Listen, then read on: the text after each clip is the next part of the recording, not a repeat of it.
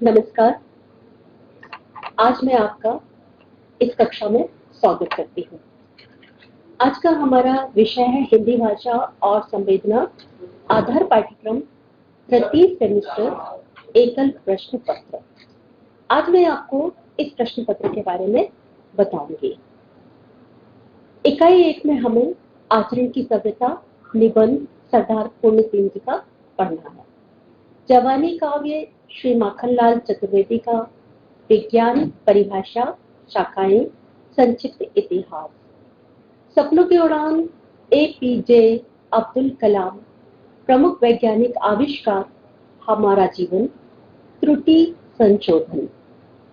इकाई 2 में आपको पढ़ना है शिरीष के फूल। यह निबंध है आचार्य हजारे प्रसाद द्विवेदी कृत। विकास का भारतीय मॉडल धर्मपाल जी का है। निबंध लेखन की कला संधि समास संरचना और प्रकार निराला। ये संस्मरण महादेवी वर्मा द्वारा लिखित है। मांडव यात्रा वृतांत पंडित राम नारायण उपाध्याय। हिंदी भाषा का मानकीकरण भारतीय कृषि जीवन उद्भव और विकास जनजाति जीवन उसने कहा था कहानी श्री चंद्रधर शर्मा गुलेरी की। इकाई 4 में आपको पढ़ना है महाजनी सभ्यता। यह निबंध प्रेमचंद जी का लिखा हुआ है। मुहावरे और लोकोक्तियां सौर मंडल ब्रह्मांड और जीवन शिकागो व्याख्यान स्वामी विवेकानंद का। और साथ में आपको इस इकाई में संक्षिप्तियां भी पढ़नी है। इकाई 5 में आपको पढ़ना है मध्य प्रदेश के पर्यटन स्थल।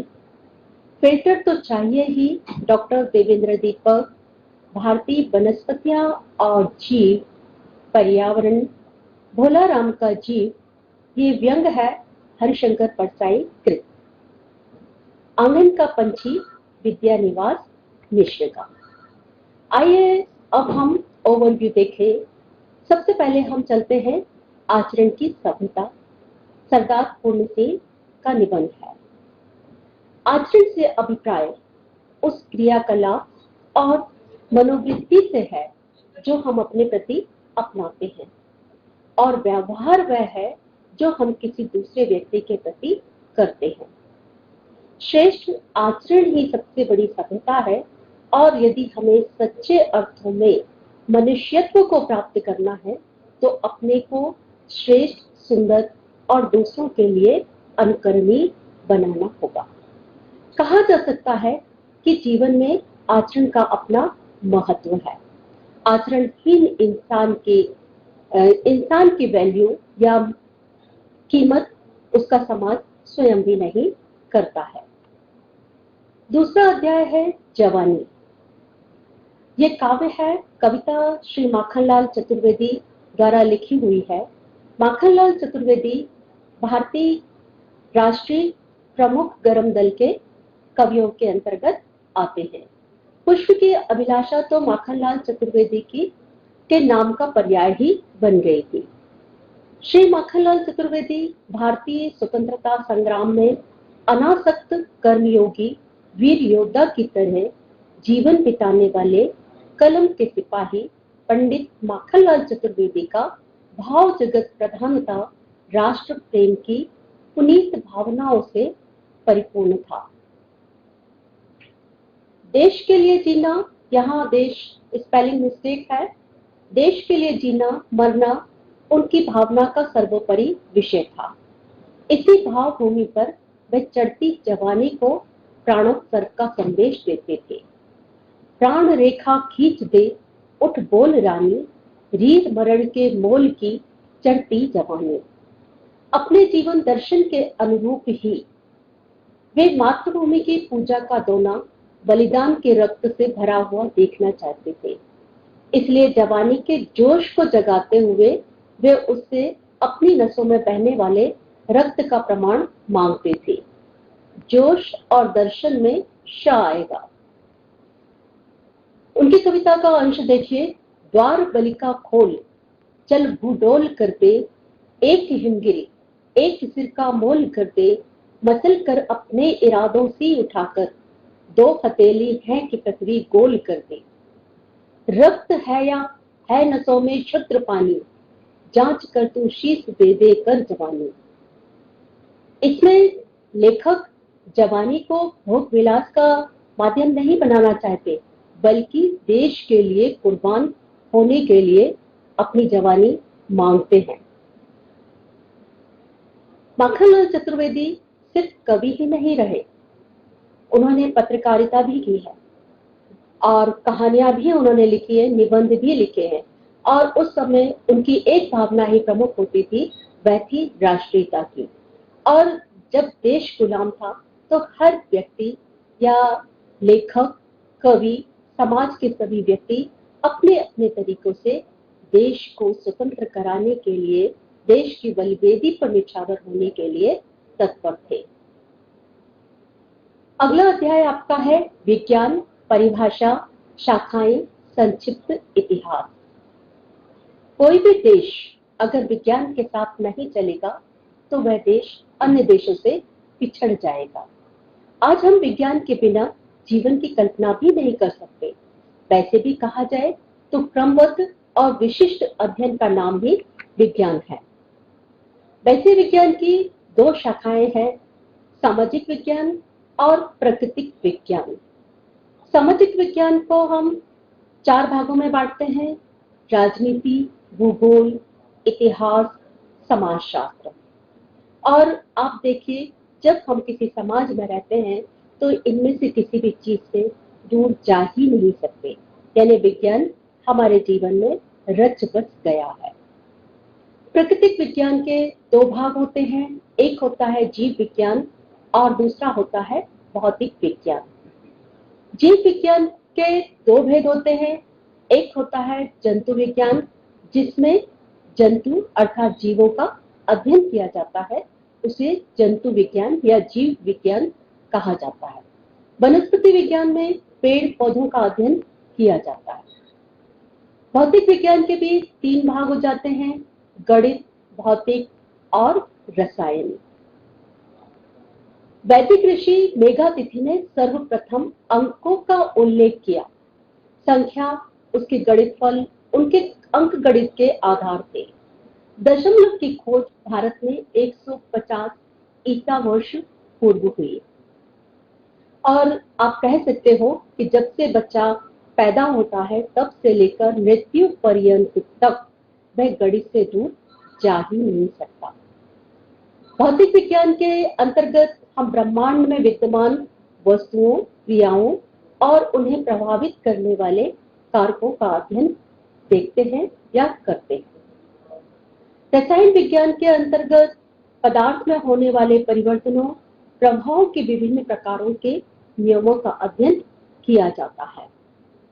रसायन विज्ञान की बहुत सारी उप शाखाएं हैं, जैसे भौतिक रसायन, अकार्बनिक रसायन, कार्बनिक रसायन, भूगर्भ रसायन, जीव रसायन, विद्युत रसायन, विश्लेषणात्मक रसायन, रेडियो रसायन।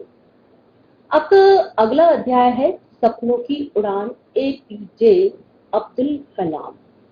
सपने कौन नहीं देखता, जीवन में सभी सपने भी देखते हैं और कल्पनाएं भी करते हैं, पर सपने उन्हीं के साकार होते हैं जो उन सपनों को पूरा करने के लिए अपने आप को अर्पित कर देते हैं या उस और लग जाते हैं।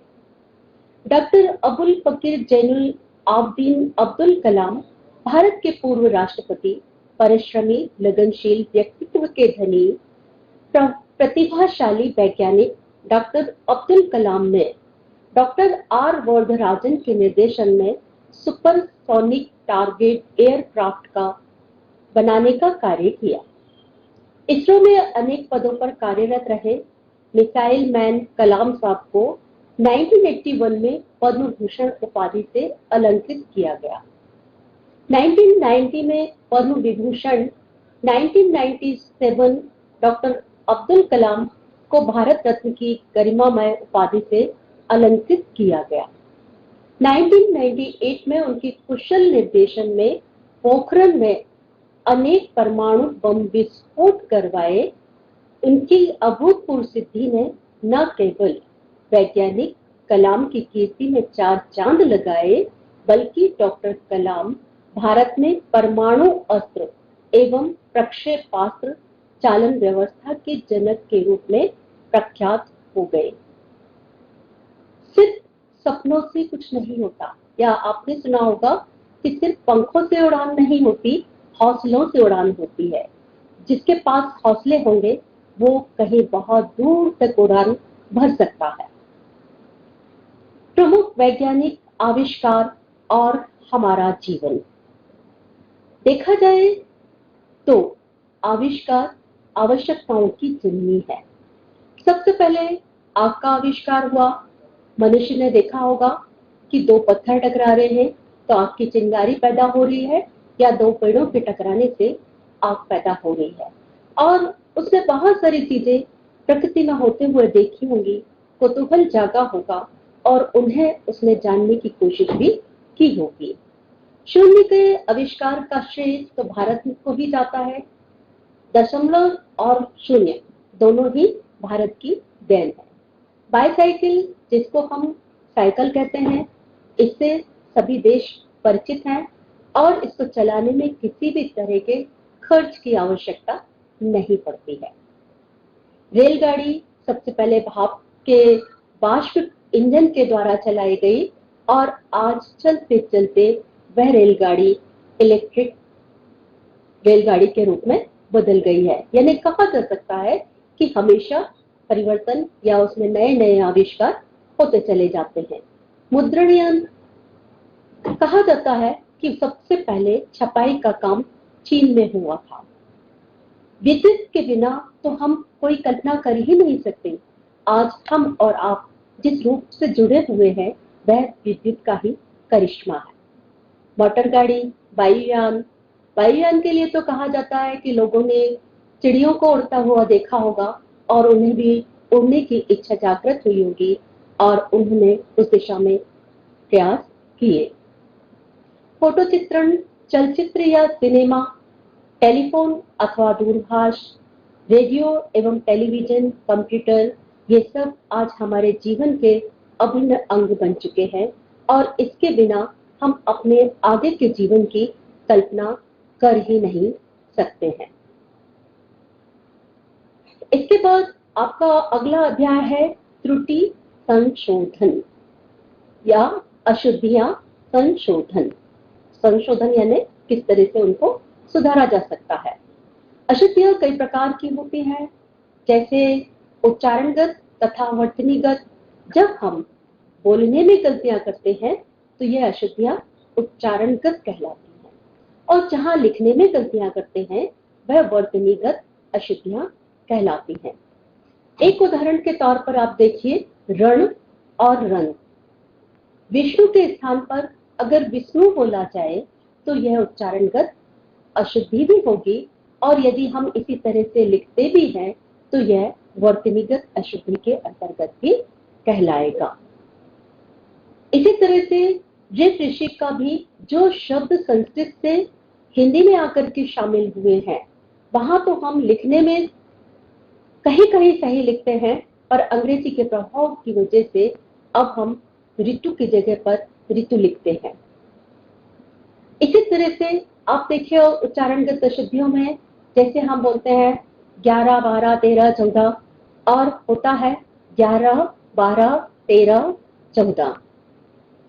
दूसरा प्रकार है शब्दगत अशुद्धियां। इसमें जैसे सौंदर्यता है तो सौंदर्यता नहीं होता, सौंदर्य होता है। माधुर्यता नहीं होता, माधुर्य होता है। ऐसी अनेक अशुद्धियां हम प्रायः शब्दगत के अंतर्गत कर जाते हैं। शब्दार्थगत अशुद्धियों के अंतर्गत जैसे कई बार हम कहते हैं राम को आटा पिसाना है। आटा नहीं पिसता है, गेहूं या अनाज पिसेगा। एक फूलों की माला लेकर आओ तो एक फूलों की माला नहीं हो सकती, फूलों की एक माला हो सकती है। वाक्यगत शुद्धियों के अंतर्गत कारक, अर्थात आपको मालूम होगा कारक चिन्ह कर्ता ने, कर्म को, करण से आदि, तो इस तरह की जो अशुद्धियां होती हैं वह वाक्यगत अशुद्धियों के अंतर्गत आ जाती हैं। उदाहरण के तौर पर अचानक उसके सीने पर दर्द हुआ, तो सीने पर दर्द नहीं होगा, अचानक उसके सीने में दर्द होगा। अब हम इकाई 2 में देखते हैं शिरीष के फूल। आचार्य हजारे प्रसाद द्विवेदी। आचार्य हजारे प्रसाद द्विवेदी ने शांति निकेतन में रविंद्रनाथ टैगोर के साथ काम भी किया है। आचार्य हजारे प्रसाद द्विवेदी ललित निबंधकार कहलाते हैं। उन्होंने ललित निबंध, वैचारिक भी लिखे हुए हैं। शिरीष के फूल को लेकर तो वह कहते हैं कि शिरीष का फूल जीवन की अपराजेयता का प्रसार करने वाला, शिरीष का फूल जेठ माह की जलती धूप में भी कालजयी अवधूत की भांति जीवन की अजेयता का मंत्र प्रचार करता रहता है। दूसरा है विकास का भारतीय मॉडल। भारतीय मॉडल संपत्ति जोड़ने का नहीं, बांटने का है। भारतीय समाज की मूल इकाई कुल है। कुल रक्त संबंधों या फिर कर्म कांडों के प्रतीक से जुड़े हुए थे। आपको मालूम होगा कि हर्षवर्धन प्रतिवर्ष अपनी आय का सारा भाग दान में दे दिया करते थे, और जब यमुना से बाहर स्नान करके बाहर आते थे तो उनकी बहन राजश्री द्वारा दिए हुए वस्त्र ही उनकी कुल पूंजी हुआ करते थे। निबंध लेखन की कला। निबंध लेखन, निबंध में से देखा जाए तो व्यक्तित्व का परिचायक होता है। हिंदी गद्य साहित्य में निबंध सबसे महत्वपूर्ण विधा है। निहि प्लस बंध बराबर होता है निबंध, अर्थात सम्यक रूप से बंधा हुआ। सुव्यवस्थित निबंध के 4 गुण अपेक्षित हैं। सबसे पहले आ जाता है विषय सामग्री की विशदता, विषय वस्तु का संयोजन, विषय के अनुकूल भाषा का प्रभाव और प्रभाव क्षमता। निबंध में लेखक के व्यक्तित्व के बारे में पता चलता है या उसका व्यक्तित्व झलकता है। आपको निबंध लिखना तो आता ही है। प्रस्तावना या भूमिका, मुख्य अंश या विषय वस्तु, विषय विस्तार और अंत में उपसंहार या अंत निबंध के अंग होते हैं। वैसे देखा जाए तो निबंध 5 प्रकार के होते हैं। वर्णनात्मक निबंध, विचारात्मक, विवरणात्मक, भावात्मक और साहित्यिक निबंध। अब ऐसा नहीं है कि अगर हम विचारात्मक निबंध लिख रहे हैं तो उसमें विवरण का उल्लेख नहीं होगा या वर्णन नहीं आएगा या भावात्मक नहीं होगा, साहित्यिक नहीं होगा। ये सारे विचार इस निबंध से उस निबंध या उस निबंध के प्रकार से उस निबंध के प्रकार में आसानी से पहुंच जाते हैं। आपका अगला अध्याय है संधि समास, संरचना और प्रकार। संधि आपको मालूम ही है किसे कहा जाता है, जहां पर 2 स्वर आपस में मिलकर के विकार पैदा करते हैं।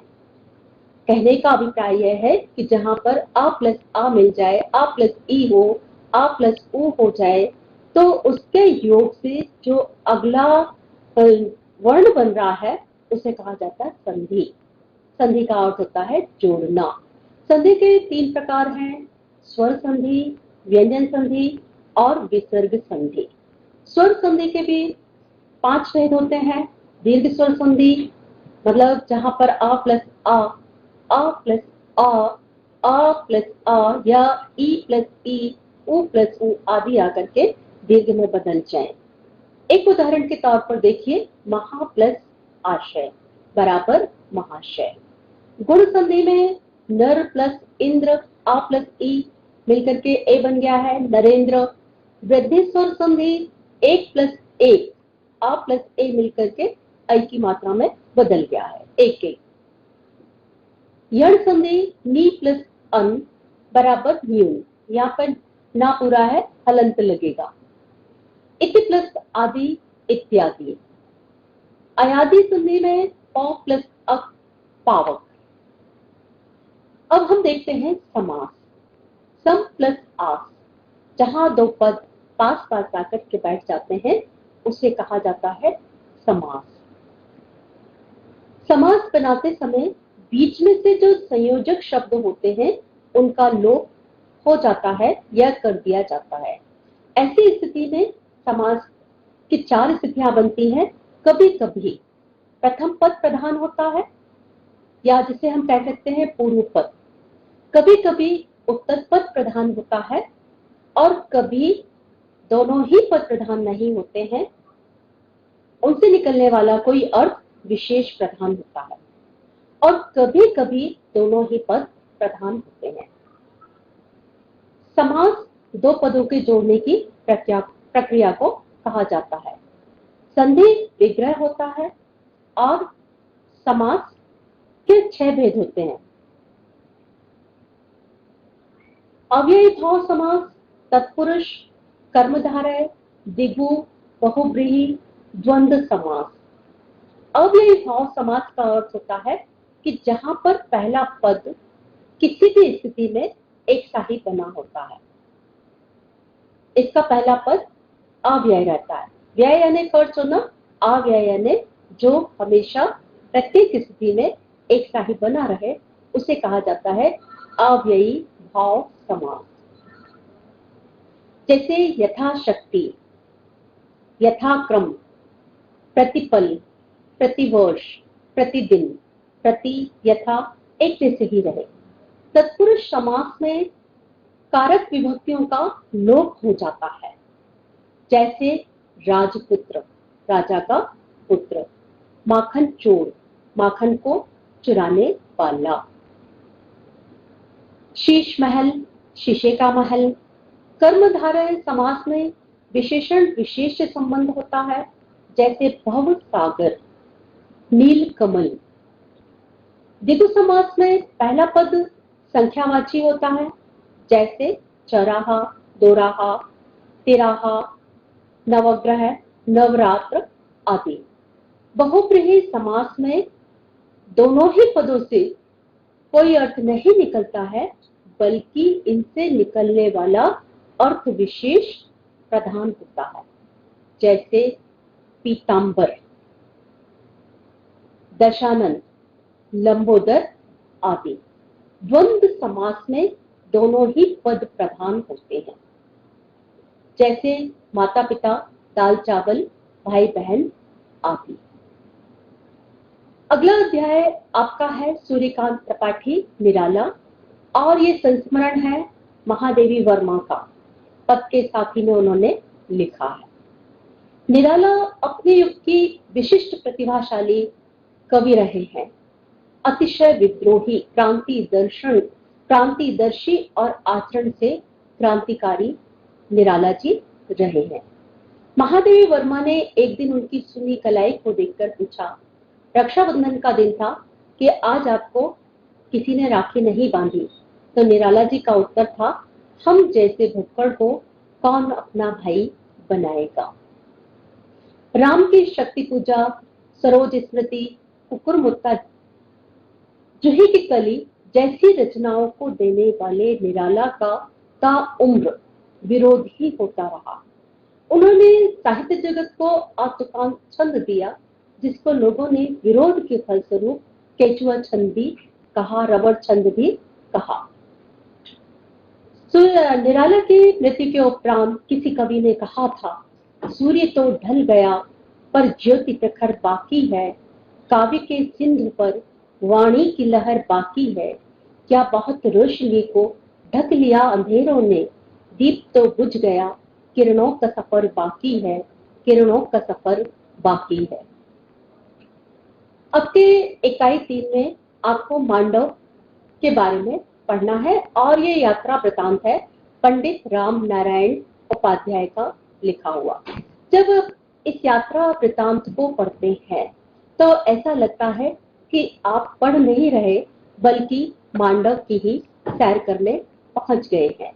मांडव समुद्र की सतह से 2079 फुट ऊंची विंध्य की पहाड़ी पर स्थित है। मांडव की इमारतों में सबसे बड़ी इमारत जामा मस्जिद इबादत के लिए सबका स्वागत करते हुए एक सुदृढ़ आस्था और विश्वास पर किसी किसी शुभ दिन की प्रतीक्षा में खड़ी हुई है। आपको मालूम होगा कि सौंदर्य एवं कला की देवी बुद्धिमती देवी रानी रूपमती ने यमुना दर्शन और यमुना स्नान की शर्त पर ही शक्तिशाली राजा बाज बहादुर से शादी की थी और उन्होंने रानी की इस बात को पूरा भी किया, या उन्होंने जो वादा किया था उसको पूरा निभाया भी। अगला अध्याय आपका है हिंदी भाषा का मानकीकरण। मानक का अर्थ ही होता है कि जो भाषा सर्वमान्य हो, सर्व स्वीकृत हो, सर्व प्रतिष्ठित हो या पढ़े लिखे लोगों के द्वारा जिसको मान्यता प्रदान की गई हो, उसे मानक भाषा कहा जाता है। मानक भाषा में कई बार जब भाषा में दो दो तीन तीन रूप प्रचलित हो जाते हैं, तब किसी एक रूप को प्रमुखता दे दी जाती है और प्रमुखता उसी को दी जाती है जिसको पढ़ा लिखा समुदाय बोलने वाले अधिक हो, उसे हम मानक मान लिया करते हैं। हिंदी भाषा को अगर हम देखें तो हिंदी भाषा मानक बन चुकी है और हर भाषा के अपने तत्व भी होते हैं। ऐतिहासिकता होती है, जीवंतता, व्याकरण निष्ठ होती है और स्वायत्तता। देखा जाए तो मानक भाषा में ये सारे तत्व विद्यमान है। कोई भी भाषा जीवित तभी होती है जब वह समय के साथ साथ चल रही हो, जब वह हमारी आवश्यकताओं को पूरी करने वाली हो। तो हिंदी भाषा में जीवंतता का गुण भी है, व्याकरण भी है, उसमें उसका अपना व्याकरण भी है, उसकी अपनी सत्ता भी है और उसमें बहुत सारे ग्रंथों का सृजन भी हुआ है। अगला अध्याय है भारतीय कृषि। भारत कृषि प्रधान देश है और विश्व में भी कृषि विकास के क्षेत्र में प्रमुख स्थान बना चुका है। कृषि को सभी सभ्यताओं की जननी कहा जाता है। Agriculture is the mother of all culture. 20वीं शताब्दी में 1900 के बाद कृषि में 3 बृहद एवं विभिन्न क्रांतियां हुई। प्रथम चरण 1950 से 68 तक का है, पूर्व हरित क्रांति युग जिसको कहा गया है, जिसमें था कम पूंजी निवेश एवं कम उत्पादकता तकनीक। द्वितीय चरण में था हरित क्रांति युग, उच्च तकनीक, अधिक पूंजी निवेश और अधिक कृषि उत्पादकता। तृतीय चरण 1988 से 99 तक चला। इसको हम कहते हैं उत्तरार्ध हरित क्रांति, अधिक पूंजी निवेश एवं उच्च उत्पादकता का कृषि में टिकाऊपन। अगला अध्याय आपका है जीवन, उद्भव और विकास।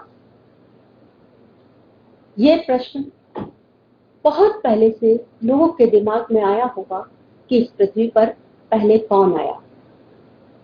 हमारे भारत में हम ये मानते हैं कि यह एक ब्रह्मांड है और इसमें रहने वाले सभी जीव ब्रह्मा के अंश हैं। वेदों और पुराणों के अनुसार ब्रह्मा सृष्टि का रचयिता है। प्राचीन यूनानी धारणा थी कि जीवन वाह अंतरिक्ष से दृढ़ बीजाणु के रूप में पृथ्वी के ऊपर आया। प्राचीन मिस्रवासियों का मानना था कि जीवन जड़ पदार्थों से स्वतः उत्पन्न हो गया। 17वीं सदी के मध्य तक वैज्ञानिक भी यही मानते थे कि जीव स्वतः जनन से उत्पन्न है। तो यह माना कि पसीने से भीगी कमीज तथा गेहूं के भूसे को एक साथ रखने से 21 दिन में चूहे उत्पन्न हो जाते हैं। कहने का अभिप्राय यह है कि हर देश के लोग यह जानने की कोशिश करते रहे कि जीवन कैसे आगे बढ़ता है। 1668 में इटली के फ्रांसिस्को रेडी ने मक्खियों पर प्रयोग सिद्ध कर किया कि नई मक्खियां अंडों से ही विकसित होती हैं, यानी हमारी जो पूर्व धारणाएं थी कि ऐसे ही जीवन चला आ रहा है या चलता चला जाएगा, वो धारणा खत्म हो गई। लुई पास्चर फ्रांस के थे, उन्होंने ये माना कि जीवन से ही जीवन की उत्पत्ति होती है। जैव विकास को लेकर वैज्ञानिकों ने अपने अपने वाद प्रस्तुत किए हैं, जिसमें प्रमुख है फ्रांस के जीन बैप्टिस्ट लेमार्क 1744 से 1899, इंग्लैंड के चार्ल्स डार्विन 1809 और से 1882, अल्फ्रेड रसेल वेलेज 1823 से 1913, विजामन ह्यूगो डी वेरीज, पेरिज नहीं है यहाँ पर वेरीज है, ऑक्ले डोबजेंस्की और सिम्पसन, ये प्रमुख हैं जिन्होंने अपने अपने वाद जीवन को लेकर के प्रस्तुत किए थे। वैसे भी माना जाए तो जीव संघर्ष 3 प्रकार का होता है। अंतरजाति संघर्ष, अंतरजाति और पर्यावरणीय। अंतरजातीय संघर्ष उसको कह सकते हैं जहां पर कुत्ते कुत्ते आपस में लड़ते हो, मनुष्य मनुष्य आपस में लड़ते हो, अर्थात कहा जा सकता है कि एक ही जाति एक ही समुदाय के लोग आपस में लड़ रहे हो। दूसरा है अंतरजाति, यानी अपनी जाति के बाहर, जैसे कुत्ते और बिल्ली को लिया जा सकता है, सांप और नेवलों को लिया जा सकता है आदि। पर्यावरणीय में भी जीव संघर्ष करते रहते हैं, कभी आंधी, कभी तूफान, कभी बारिश, कभी सूखा, कभी गर्मी। तो वही प्राणी जीवित रह सकता है जो कि प्रकृति से अपने आप को संघर्ष करके अपने आप को जीवित रख सके। आपका अगला अध्याय है जनजातीय जीवन। संविधान में सूचीबद्ध जातियों की संख्या 212 है और इन जातियों को संवैधानिक संरक्षण दिया गया है। जनजाति निवास और अर्थव्यवस्था अगर हम देखें कि पूरे भारत में ये कहाँ रहती है, तो उत्तर और उत्तर पूर्वी क्षेत्र की जनजातियां, जिसमें हिमखंड और वन क्षेत्र आते हैं। दूसरा है मध्य क्षेत्र की जनजातियां, तीसरा है पश्चिमी क्षेत्र की जनजातियां, चौथा है दक्षिण क्षेत्र की जनजातियां। जनजाति गौरव पुरुष और ओजस्वी नारियों ने स्वतंत्रता संग्राम में अपनी भागीदारी निभाई है। रानी दुर्गावती गौंड रानी थी, जबलपुर की थी और उन्होंने अपने समुदाय के लोगों के लिए बहुत कार्य किया। फूल कुंवर देवी ने तो अपनी एक स्त्री सेना बनाई थी जो पुरुष वेश में अंग्रेजों से मुकाबला लिया करती थी। टंटिया भील के नाम से तो आप सब परिचित ही होंगे, जिन्हें टंटिया मामा बच्चे कहा करते थे। बिरसा मुंडा।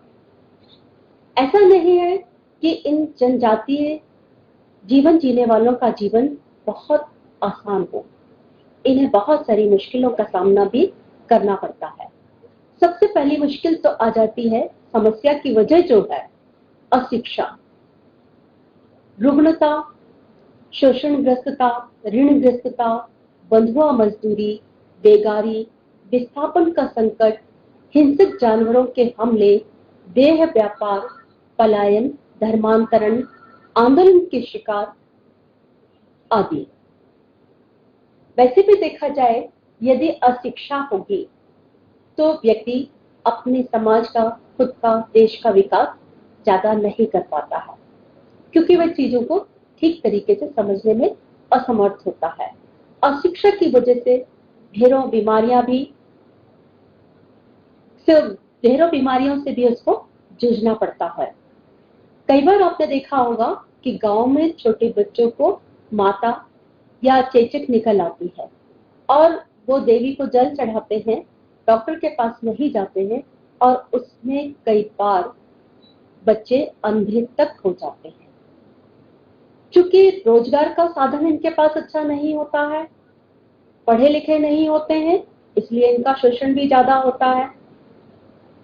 ऋण इन्हें लेना पड़ता है, साहूकार ऋण दे देता है और इनकी पीढ़ी दर पीढ़ी ब्याज चलता चला जाता है, चुका नहीं पाते हैं और पूरा का पूरा परिवार कई बार पीढ़ियों तक बंधुआ मजदूरी या बेगारी करते रहते हैं, मालिक का मैला उजला काम करते रहते हैं। मध्य प्रदेश में जनजाति विकास योजनाएं बनाई गई है, शिक्षा, रोजगार और प्रशिक्षण तथा अन्य सुविधाएं भी उनको दी गई है। उसने कहा था, चंद्रधर शर्मा गुलेरी की कहानी है। सन 1915 में प्रकाशित पत्रिका सरस्वती में चंद्रधर शर्मा गुलेरी की दूसरी कहानी उसने कहा था प्रकाशित हुई। इस कहानी ने वस्तु जगत के यथार्थ और सजीव चित्रण, पात्रों के आंतरिक वाह उत्कृष्ट सौंदर्य, भाव जगत की उदारता, प्रेममय त्याग, बलिदान की स्वर्गिक छटा और चित्रात्मक भाषा आदि अनेक विशेषताओं के कारण हिंदी पाठकों के चित्त को सहसा आकृष्ट कर लिया और यह कहानी जगत में मील का पत्थर साबित हुई। चंद्रधर शर्मा गुलेरी ने अपने जीवन में 3 कहानियां लिखी हैं। उन 3 कहानी में से उसने कहा था, कहानी संसार में चंद्रधर शर्मा गुलेरी अमर हो गए। आपको इकाई 4 में महाजनी सभ्यता प्रेमचंद द्वारा लिखित निबंध के बारे में पढ़ना है। महाजनी सभ्यता में तो सारे कामों की गरज महज पैसा होती है। इस सभ्यता का सिद्धांत है बिजनेस इज बिजनेस, अर्थात व्यवसाय व्यवसाय है। पैसे भी देखा जाए तो व्यवसाय या पैसे के आगे तो कहा भी जाता है बाप बड़ा ना भैया और सबसे बड़ा रुपया। मुहावरे और लोकोक्तियां, इनसे आप अपरिचित नहीं हैं, क्योंकि हम बोलचाल में, दैनिक व्यवहार में इन सब का प्रयोग करते रहते हैं। मुहावरा अरबी भाषा का शब्द है जिसका अर्थ है अभ्यास। जैसे सिर पर कफन बांधना, ईद का चांद होना, अपना उल्लू सीधा करना, दाल में काला होना, मन के लड्डू फोड़ना आदि मुहावरे आप प्रयोग करते ही हैं। लोकोक्तियां, लोक प्लस उक्ति, लोक में कहे गए कथन को लोकोक्ति कहा जाता है। इसका एक नाम कहावत भी है। और लोकोक्ति मुहावरे में अंतर यह है कि मुहावरा वाक्यांश होता है, लोकोक्ति पूर्ण वाक्य होती है। मुहावरे में से यदि कोई शब्द हटा दिया जाए तो वह अपना अर्थ नहीं दे पाता है। जैसे छठी का दूध याद दिलाना, उसकी जगह 7वीं नहीं कहा जाता, 8वीं नहीं कहा जाता, 3 2 5 करना आदि। कुछ लोकोक्तियां देखिए, अब पछताए होठ का जब चिड़िया चुग गई खेत, ऊंची दुकान फीका पकवान, अंधों में काना राजा, घर का भेदी लंका ढाए, अंधेर नगरी चौपट राजा, टके सिर भाजी टके सिर खाजा, ओखली में सिर दिया तो मूसलों से क्या डरना। अगला अध्याय आपका है सौर मंडल। सूर्य के साथ 9 ग्रह, उसके उपग्रह, कुछ अवांतर ग्रह, अवांतर यानी क्षुद्र ग्रह, तो बहुत छोटे होते हैं, ऐसे सूक्ष्म आंखों से अपनी रंगी आंखों से दिखाई नहीं देते हैं, तथा बड़ी संख्या में धूमकेतु सम्मिलित है। सौरमंडल बुध, शुक्र, पृथ्वी, बृहस्पति, शनि, अरुण, वरुण तथा यम, ये सौरमंडल या सूर्य मंडल के 9 ग्रह हैं। इस अध्याय में आप पढ़ेंगे सूर्य, बुध, शुक्र, पृथ्वी, मंगल, बृहस्पति, शनि, वरुण, यम, अरुण आदि। उपग्रह, अवांतर ग्रह, धूमकेतु, उल्का नक्षत्र आदि का अध्ययन इसमें आप करेंगे। अगला है ब्रह्मांड और जीवन। ब्रह्मांड यानी हम जिस पृथ्वी, वायु, आकाश यानी तारामंडल और परिवेश में सांस लेते हैं, वह हमारा ब्रह्मांड है।